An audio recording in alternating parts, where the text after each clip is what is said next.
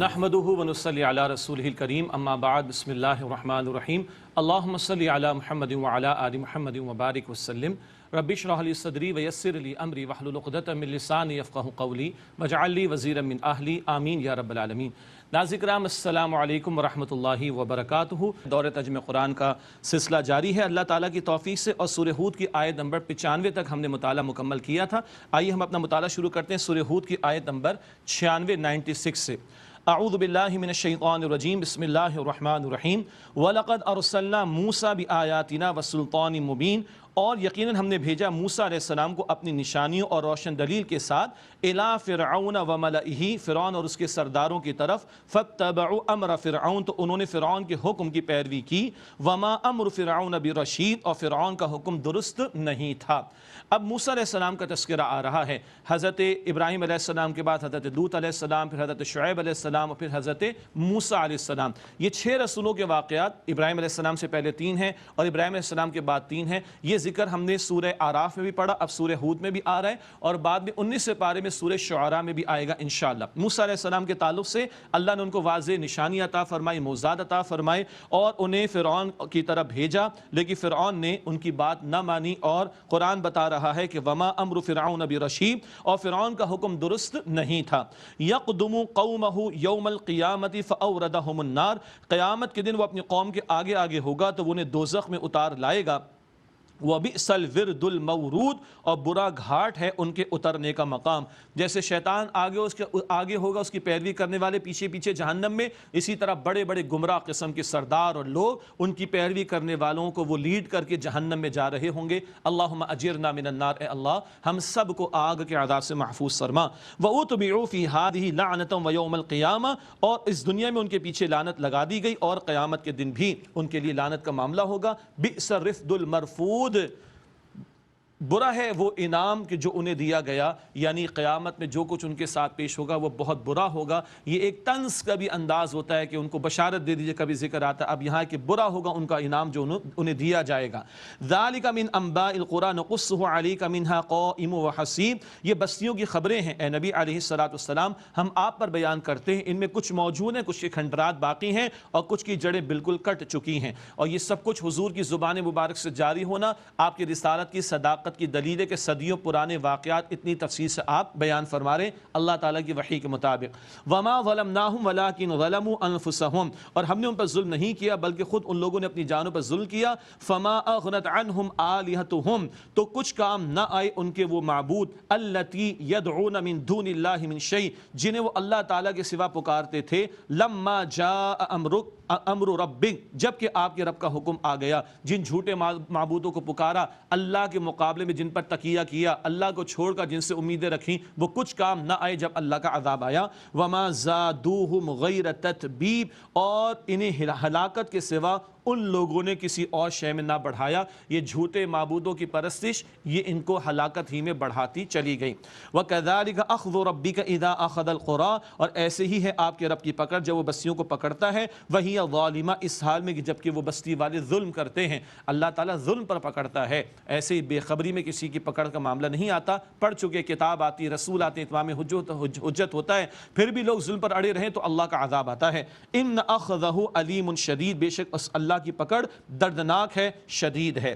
ان فی ذلک لآیۃ لمن خاف عذاب الآخرہ، بے شک اس میں یقیناً اس کے لیے نشانی ہے جو عذاب آخرت سے ڈرے۔ ذالک یوم مجموع لہ الناس، یہ ایک دن ہے جس میں سب لوگ جمع ہوں گے۔ وذالک یوم مشہود، اور یہ ایک دن ہے پیش ہونے کا، حاضری کا۔ اللہ اس دن کا ہمیں یقین عطا فرمائے اور مہلت سے فائدہ اٹھا کر کل کی ہمیشہ کی آخرت کی زندگی کی تیاری کی توفیق عطا فرمائے۔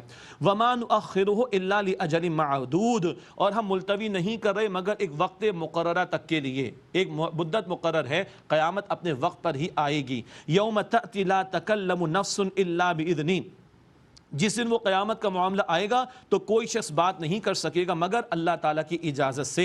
فَمِنْهُمْ شَقِيٌّ وَسَعِيدٌ، بس ان میں سے کچھ بد نصیب ہوں گے اور کچھ خوش نصیب ہوں گے۔ فَأَمَّا الَّذِينَ شَقُوا فَفِي النَّارِ، بس جو بد نصیب ہوں گے وہ جہنم کی آگ میں ہوں گے۔ لَهُمْ فِيهَا زَفِيرٌ وَشَهِيقٌ، ان کے لیے چیخنا ہوگا اور دھاڑنا ہوگا۔ گدھا جب چلانا شروع کرتا ہے تو اس کی ابتدائی آواز ہلکی ہوتی ہے، زفیر کہتے ہیں، اور چلاتا جاتا تو اس کی آواز شدید تر ہو جاتی ہے، اور شدید ترین ہو جاتی ہے، جب دھاڑے مار مار کر چلاتا ہے تو وہ شہیق کہلاتی ہے آواز۔ اللہ اکبر، چیخیں گے، دھاڑے ماریں گے اہل جہنم جہنم میں، خالدین فیہا ما دامت السماوات والارض، وہ اس میں ہمیشہ رہیں گے جب تک کہ آسمان و زمین قائم ہے، الا ما شاء ربک، مگر یہ کہ جو آپ کا رب چاہے۔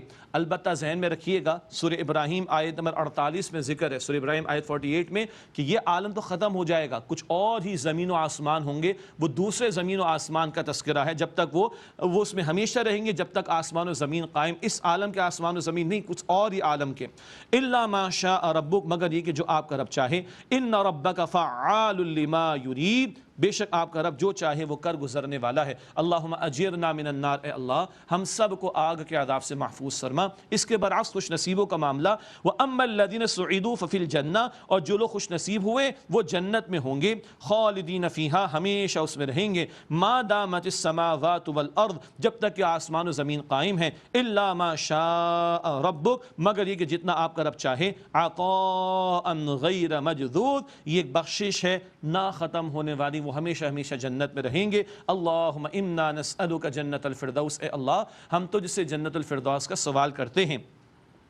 فلا تک فی مریۃ مما یعبد ہؤلاء، تو اے مخاطب اس سے شک اور شبے میں نہ رہنا جو یہ کافر پوجتے ہیں۔ ما یعبدون الا کما یعبد آباؤہم من قبل، وہ نہیں پوجتے مگر جیسے اس سے پہلے ان کے باپ دادا پوجتے تھے، یعنی جھوٹے معبودوں کو۔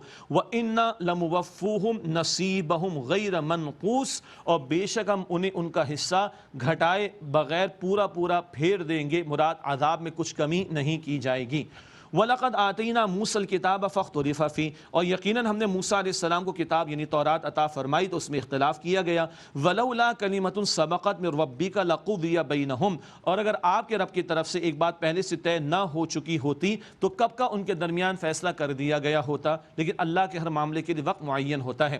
وَإِنَّهُمْ لَفِي شَكٍّ مِّنْهُ مُرِيبٍ، اور بے شک وہ اس یعنی قرآن کی طرف سے دھوکے میں ڈالنے والے شک میں ہے۔ کیا مراد؟ دل میں طلب و تڑپ نہیں ہے، تکبر تعصب حسد ہے، تو قرآن کے بارے میں یہ لوگ شک میں مبتلا ہیں۔ وَإِنَّ كُلًّا لَمَّا لَيُوَفِّيَنَّهُمْ رَبُّكَ أَعْمَالَهُمْ، اور بے شک جب وقت آئے گا تو سب کو پورا پورا بدلہ دے گا آپ کا رب ان کے اعمال کا۔ إِنَّهُ بِمَا يَعْمَلُونَ خَبِيرٌ، بے شک جو کچھ وہ کرتے ہیں اللہ تعالیٰ اس سے خوب باخبر ہے۔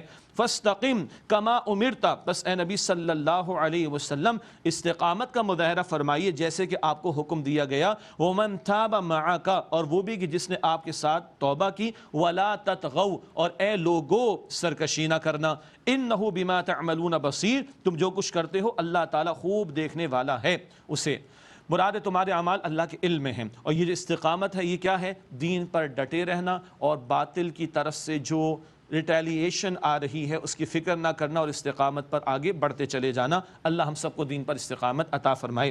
وَلَا تَرْكَنُوا إِلَى الَّذِينَ ظَلَمُوا فَتَمَسَّكُمُ النَّارُ، اور ان کی طرف مت جھکو جنہوں نے ظلم کیا بس تمہیں آگ چھوئے گی۔ ظلم سے مراد یہ شرک کرنے والے، شرک کرنے والوں کی طرف کوئی چلتا ہے اور مائل ہو جاتا ہے تو پھر ٹھکانہ جہنم کی آگ۔ وَمَا لَكُم مِّن دُونِ اللَّهِ مِنْ أَوْلِيَاءَ ثُمَّ لَا تُنصَرُونَ، اور تمہارے لیے اللہ کے سوا کوئی مددگار نہیں پھر تمہاری مدد نہیں کی جائے گی۔ وَأَقِمِ الصَّلَاةَ طَرَفَيِ النَّهَارِ وَأَقِمِ الصَّلَاةَ طَرَفَيِ النَّهَارِ وَزُلَفًا مِنَ اللَّيْلِ، اور نماز قائم رکھو دن کے دونوں اطراف میں اور رات کے کچھ حصے میں بھی۔ بڑا دلچسپ مقام ہے۔ ایک رائے یہ ہے کہ 5 وقتہ نماز تو معراج کی شب میں فرض ہوئی، اس سے پہلے فجر کی نماز، عصر کی نماز اور قیام اللیل تہجد کی نماز فرض تھی، یہ اس کی طرف اشارہ ہے۔ یہ ایک رائے مفسرین کی۔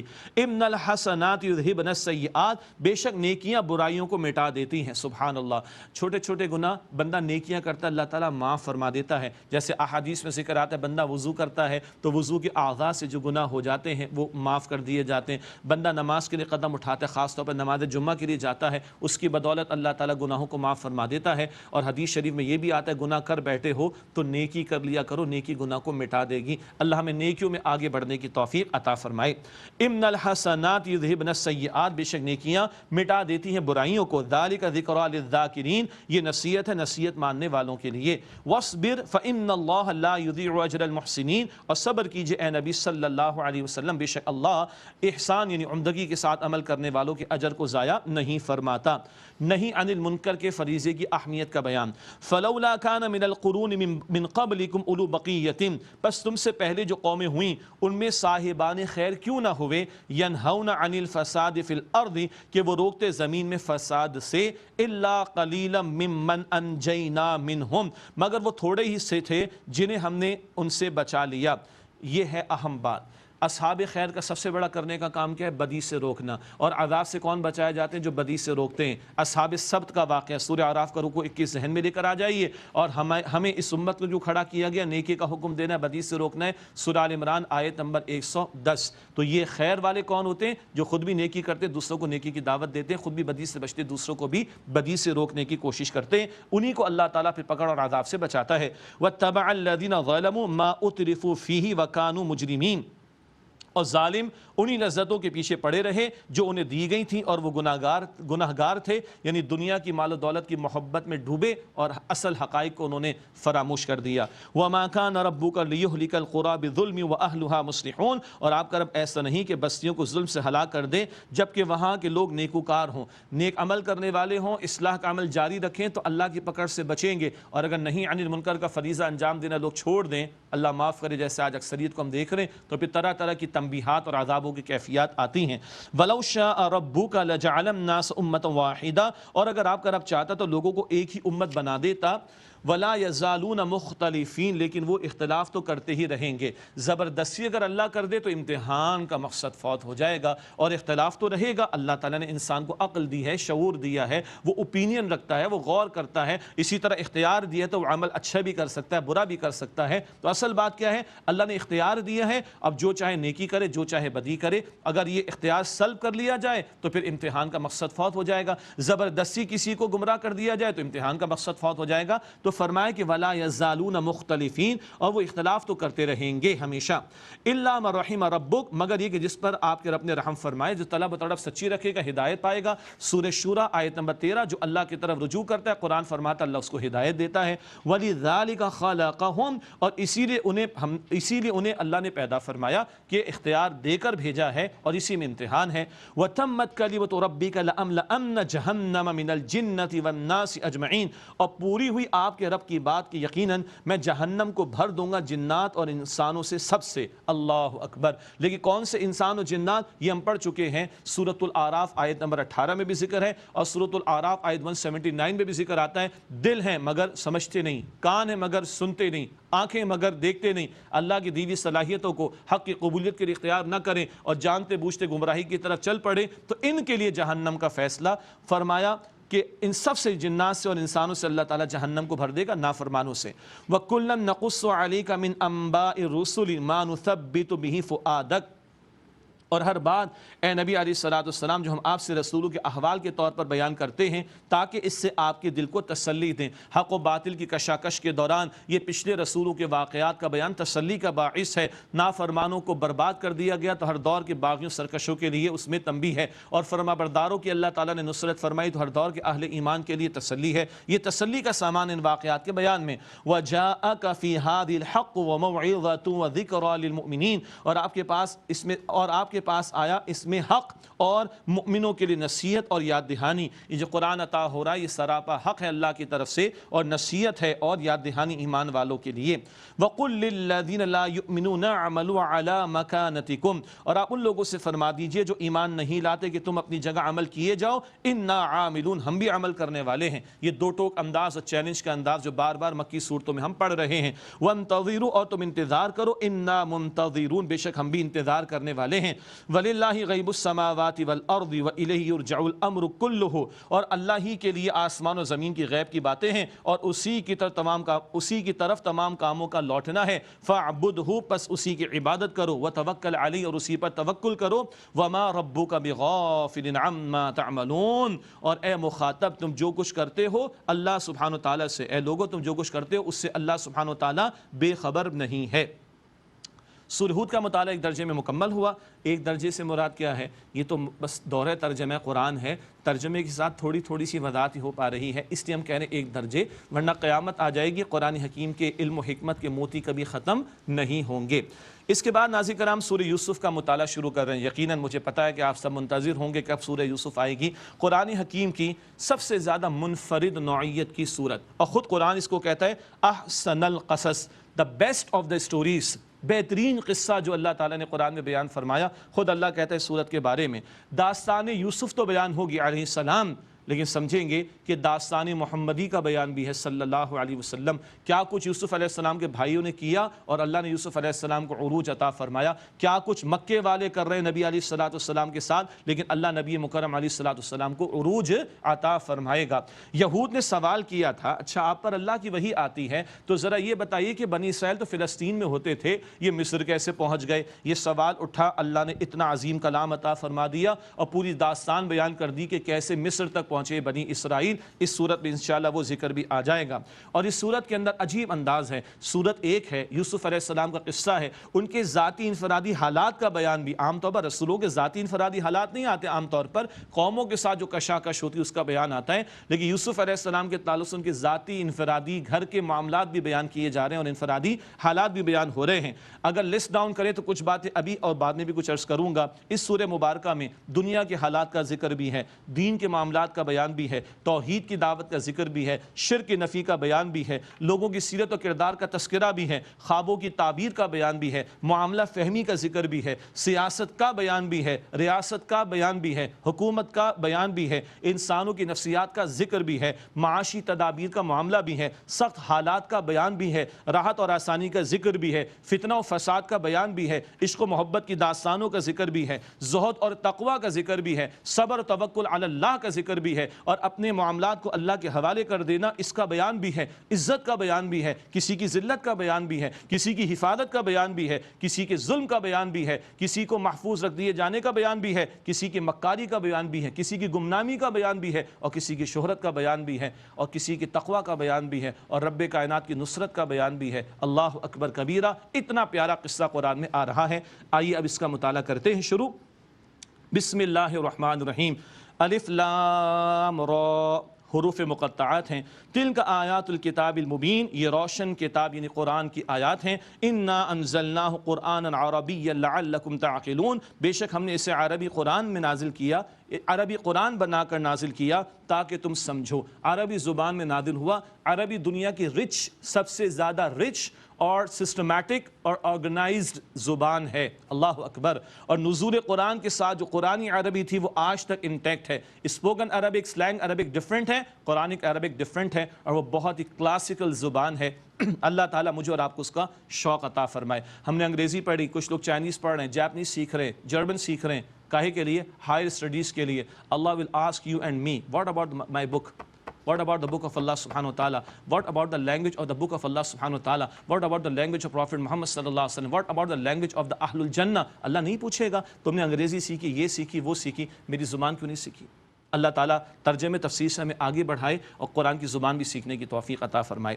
نحن نقص علیک احسن القصص، نحن نقص علیک احسن القصص بما اوحینا الیک ھذا القرآن، اے نبی صلی اللہ علیہ وسلم ہم آپ پر بہترین قصہ بیان کرتے ہیں اس سے کہ ہم نے یہ آپ کی طرف قرآن، ہم نے آپ کی طرف یہ قرآن بھیجا ہے، وحی فرمایا ہے۔ اللہ کے رسول کو صدیوں پرانا یہ واقعات اللہ تعالیٰ اپنی وحی کے ذریعے عطا فرما رہا ہے۔ یہ آپ کی صداقت کی بھی بہت بڑی دلیل، اور جو یہود نے سوال پوچھوایا تھا اس کا جواب بھی آ رہا ہے۔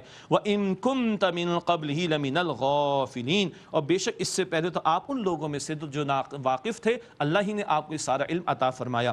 اذ قال یوسف لأبیہ یا ابتی، یاد کرو جب یوسف علیہ السلام نے اپنے والد سے کہا اے میرے ابا جان، انی رأیت احد عشر کوکبا والشمس والقمر رأیتہم لی ساجدین، بے شک میں نے 11 ستارے اور سورج اور چاند کو دیکھا، مراد خواب میں، کہ میں انہیں اپنے لیے سجدہ کرتے ہوئے دیکھ رہا ہوں۔ یوسف علیہ السلام کے والد کون ہیں؟ یعقوب علیہ السلام، ان کے سامنے اپنا خواب بیان کیا۔ اس سے علماء نے یہ بھی لکھا خواب ہر ایرے غیرے کے سامنے نہیں بیان کرنا چاہیے، ہمارے لیے ادب ہے کہ کسی صاحب علم سے پوچھیں یا بہت مخلص جو ہو اس سے پوچھیں۔ تو یعقوب علیہ السلام تو اللہ کے پیغمبر بھی ہیں، یوسف علیہ السلام کے والد بھی ہیں، تو والد کے سامنے خواب کا ذکر کیا۔ قال یا بنی، یعقوب علیہ السلام نے فرمایا کہ اے میرے پیارے بیٹے، لا تقصص رؤیاک علی اخوتک فیکید لک کیدا، اپنے خواب کو اپنے بھائیوں سے بیان نہ کرنا کہ وہ تمہارے خلاف کوئی چال نہ چلیں۔ ان الشیطان للانسان عدو مبین، بے شک شیطان انسان کا کھلا دشمن ہے۔ یوسف علیہ السلام یعقوب علیہ السلام کے بیٹے ہیں، البتہ ان کی والدہ کا انتقال ہو گیا تھا۔ یعقوب علیہ السلام کے ایک بیٹے تو یوسف علیہ السلام، اور ان کے چھوٹے بھائی ہیں، سگے بھائی، وہ ہیں بنیامین، ان کا ذکر آگے آئے گا۔ باقی یعقوب علیہ السلام کی دوسری بیوی سے 10 بیٹے جو کہ بڑے ہیں، ان بھائیوں کے بارے میں یعقوب علیہ السلام یوسف علیہ السلام سے فرما رہے بھائیوں کو نہ بتانا، کیوں؟ شیطان کھلا دشمن ہے، کوئی چال نہ چلے۔ جب تک یہ واقعہ ہم پڑھیں گے بہت سارے کردار سامنے آئیں گے، ان کو بیان کرنا ضروری ہے جب تک کہ ہم مطالعہ کر رہے ہیں۔ جب ہم کلوزنگ پر جائیں گے تو سب کے معاملات ٹھیک ہو جائیں گے، وہاں ذکر مزید آ جائے گا۔ شیطان ایسا دشمن کہ پیغمبر کے گھر کی بات ہو رہی ہے کہ بھائیوں کو لڑا دے، اس قدر یہ ہمارا بڑا دشمن ہے۔ اللہ تعالیٰ شیطان کے حملوں سے ہم سب کی حفاظت فرمائے۔ وَكَذَلِكَ يَجْتَبِيكَ رَبُّكَ وَيُعَلِّمُكَ مِن تَأْوِيلِ الْأَحَادِيثِ، اور اسی طرح تمہارا رب تمہیں چن لے گا اور تمہیں سکھائے گا معاملہ فہمی کی باتیں۔ وَيُتِمُّ نِعْمَتَهُ عَلَيْكَ وَعَلَىٰ آلِ يَعْقُوبَ، اور تاکہ اللہ تم پر اپنی نعمت پوری کر دے اور یعقوب کے گھر والوں پر، كَمَا أَتَمَّهَا عَلَىٰ أَبَوَيْكَ مِن قَبْلُ إِبْرَاهِيمَ وَإِسْحَاقَ، جیسے اللہ نے اس سے پہلے تمہارے باپ دادا ابراہیم اور اسحاق پر اس نعمت کو پورا کیا۔ إِنَّ رَبَّكَ عَلِيمٌ حَكِيمٌ، بے شک تمہارا رب علم والا، حکمت والا ہے۔ یہ یعقوب علیہ السلام سمجھ گئے بہت بڑا خواب ہے، اور اللہ تعالیٰ یوسف علیہ السلام کو بڑا منصب عطا فرمانے والا ہے، تو فرما رہے ہیں کہ خواب کو بھائیوں کے سامنے بیان نہ کرنا۔ اللہ نے جو نعمت نبوت تمہارے باپ دادا ابراہیم اور اسحاق اور مجھے ہم سب کو عطا فرمائے علیہ السلام، اللہ وہ بھی تمہیں بھی عطا فرمائے گا۔ یہ تسلی دے دی یعقوب یوسف علیہ السلام کو، اور خواب کے بارے میں بتایا کہ اپنے بھائیوں سے بیان نہ کرنا۔ لَقَدْ كَانَ فِي يُوسُفَ وَإِخْوَتِهِ آيَاتٌ لِلسَّائِلِينَ، بے شک یوسف علیہ السلام اور ان کے بھائیوں کے اس معاملے میں پوچھنے والوں کے لیے کھلی نشانیاں ہیں، یعنی بڑی علم و حکمت کی باتیں جو اس واقعے میں ہمارے سامنے آتی ہیں۔ یہ تو دور ترجمہ قرآن مختصر چند اشارے کریں گے، باقی اہل علم مفسرین نے بڑی قیمتی باتیں اس واقعے کے ذیل میں بیان فرمائی ہیں، ان کا مطالعہ ہمیں کرنا چاہیے۔ اذ قالوا ليوسف واخوه احب الى ابينا منا ونحن عصبہ، جبکہ ان بھائیوں نے کہا کہ ضرور یوسف اور اس کا بھائی ہمارے ابا کو ہم سے زیادہ پیارے ہیں، جبکہ ہم تو ایک قوی جماعت ہیں۔ ان ابانا لفی ضلال مبین، بے شک ہمارے ابا جان تو کھلی غلطی میں ہیں۔ یوسف اور اس کا بھائی یہ چھوٹے تھے نا، اور ان کی والدہ کا انتقال ہو گیا، اس ناطے یعقوب علیہ السلام زیادہ توجہ بھی کرتے، ان کی والدہ کا بھی انتقال ہو گیا تو چھوٹے بھی تھے، بڑوں کو حسد ہو گیا کہ ابا ساری توجہ تو کرتے ہیں دونوں چھوٹوں کی طرف، ہمیں تو پوچھتے ہی نہیں ہیں، ہمارے ابا تو غلطی میں ہیں۔ یہ گھرانے کی باتیں آ رہی ہیں، ہم اپنے کرداروں کو دیکھ لیں، اپنے گھرانوں کو دیکھ لیں۔ پیغمبر کے گھرانے کے اندر یہ بات شیطان کے بارے میں پہلے یعقوب علیہ السلام نے فرما دی کہ کھلا دشمن ہے، اللہ تعالیٰ محفوظ رکھے۔ انسانی نفسیات، انسانوں کے کردار، گھر بار کے معاملات سب آ رہے ہیں ہمارے سامنے۔ اب اندازہ کریں حسد کہاں تک لے جاتا ہے۔ وہ قابیل نے بھی حابیل کو قتل کر دیا تھا، ذہن میں لائیے، اب یہاں بھی سنیے۔ اقتلوا یوسف او اطرحوه ارضا، یوسف کو قتل کر دو یا اسے کسی سرزمین میں ڈال آؤ، یخل لکم وجہ ابیکم، تمہارے ابا کی توجہ تمہارے لیے خاص ہو جائے گی، وَتَكُونُ مِن بَعْدِهِ قَوْمًا صَالِحِينَ، اور تم اس کے بعد نیک لوگوں میں سے ہو جانا۔ اللہ اکبر، بھائی کے قتل کی باتیں ہو رہی ہیں، استغفر اللہ۔ قتل کر دو یا کسی زمین میں چھوڑ کر آ جاؤ، نہ ہوگا نہ ابا کی توجہ اس کی طرف رہے گی۔ شیطان نے پٹی پڑھائی، اور یاد رکھیے گا شیطان الٹی پٹی پڑھواتا ہے، 20 چوراہے پہ را کے چھوڑ کر بھاگ جاتا ہے، الٹی پٹی پڑھا رہا ہے کہ قتل کر دو یا کہیں چھوڑاؤ، ابا کی توجہ ہمارے لیے ہو جائے گی۔ مجھے پتا ہے بہت سے لوگوں کی واقعہ معلوم ہے، ان کے ذہن میں نقطہ آ گیا، ابا کی ساری توجہ یوسف کے لیے ہو جائے گی، یہ الٹا ہو جائے گا ان کا معاملہ، لیکن ان کے خیال میں یہ سمجھ رہے کہ ہم ابا کی توجہ حاصل کر لیں گے۔ قال قائل منہم لا تقتلوا یوسف، ان میں سے کہنے والے نے ایک نے کہا یوسف کو قتل تو نہ کرو، وَأَلْقُوهُ فِي غَيَابَةِ الْجُبِّ، اور اسے ڈال آؤ کسی اندھے کنویں میں، يَلْتَقِطْ بَعْضُ السَّيَّارَةِ إِن كُنتُمْ فَاعِلِينَ، اسے کو مسافر اٹھا کر لے جائے گا، اگر تمہیں کرنا ہے تو ایسا کرو۔ 5 انگلیاں برابر نہیں ہوتی نا، تو سارے بھائی بھی برابر نہیں، اللہ کا خوف کرو، بھائی کو قتل کرو کہ شرم نہیں آتی؟ ارے کچھ کرنا ہے تو کسی کنویں میں ڈال دو، کوئی مسافر لے کے چلا جائے گا، ایسے ظالم تو نہ بنو کہ بھائی کو قتل کر ڈالو۔ پتہ چلا کہ 5 انگلیاں برابر نہیں، گھرانوں میں بھی ایسا معاملہ ہوتا ہے، سارے بھائی بالکل برابر نہیں ہوتے۔ قالوا یا ابانا ما لک لا تأمنا علی یوسف وإنا لہ لناصحون، اب وہ ابا جان کے پاس آئے، ایک پلان لے کر آئے، ایک منصوبہ لے کر آئے، کہنے لگے اے ہمارے ابا، آپ کو کیا ہوا بھلا؟ یوسف کے بارے میں آپ ہمارا اعتبار نہیں کرتے، اور بے شک ہم تو اس کے خیر خواہ ہیں۔ ارسلہ معنا غدا یرتع ویلعب وإنا لہ لحافظون، کل آپ اسے ہمارے ساتھ بھیج دیجئے، وہ ہمارے ساتھ کھیلے کودے، مراد جنگل کی طرف جائیں گے، کھائیں گے پیئیں گے، تھوڑا سا ریلیکس کریں گے، کھیلے کودے ہمارے ساتھ۔ وإنا لہ لحافظون، اور بے شک ہم اس کی حفاظت کرنے والے ہیں۔ قال انی لیحزننی ان تذهبوا به واخاف ان یاکلہ الذئب وانتم عنہ غافلون۔ یعقوب علیہ السلام نے فرمایا بے شک یہ بات مجھے غمگین کرتی ہے کہ تم اسے لے جاؤ، اور میں ڈرتا ہوں کہ اسے بھیڑیا کھا جائے جبکہ تم اس سے بے خبر ہو۔ قالوا لئن اکلہ الذئب، ان لوگوں نے کہا کہ اگر بھیڑیا اسے کھا جائے، وَنَحْنُ عُصْبَةٌ، جبکہ ہم ایک قوی جماعت ہوں، اِنَّا اِذًا لَخَاسِرُونَ، تو اس صورت میں ہم بڑے نقصان والے ہوں گے۔ ابا جان کیا بات کر دیا آپ نے، ہم سارے مل کے اس کی حفاظت نہیں کر سکیں گے، ہم تو بڑے خسارے والے ہو جائیں گے۔ یعنی اپنی بات منوانے کے لیے کئی جتن انہوں نے کیے۔ اسی پر اکتفا کرتے ہیں، آئیے دعا کرتے ہیں مختصراً۔ بسم اللہ الرحمن الرحیم، اللہم صلی وسلم علی نبینا محمد۔ اے اللہ ہم سب کی مغفرت فرما، ہمارے ماں باپ کی، ہمارے گھر والوں کی، تمام مسلمانوں کی مغفرت فرما۔ اے اللہ ہمارا قرآن کا پڑھنا پڑھانا اپنی بارگاہ میں قبول فرما، جو خطائیں جو غلطیاں اللہ اپنے فضل سے معاف فرما، ہمارے دلوں کو نور قرآن سے منور فرما۔ اے اللہ ہماری حقیر سی عبادات کو قبول فرما، اے اللہ اپنی رحمتوں سے برکتوں سے مالا مال فرما، اے اللہ تمام بیماروں کو شفائے کلی عطا فرما، تمام محرومین کی مغفرت فرما، اے اللہ ہم سب کو امن عافیت سلامتی عطا فرما، اے اللہ ہمارے حساب کو آسان فرما، روز قیامت نبی پاک علیہ السلام کی شفاعت نصیب فرما، اے اللہ ہمیں جہنم سے بچا، اے اللہ ہم سب کو جنت الفردوس عطا فرما، اے اللہ ہم سے راضی ہو جا، اے اللہ ہم سے راضی ہو جا۔ وصلی اللہ علی النبی الکریم وعلی آلہ واصحابہ اجمعین برحمتک یا ارحم الراحمین۔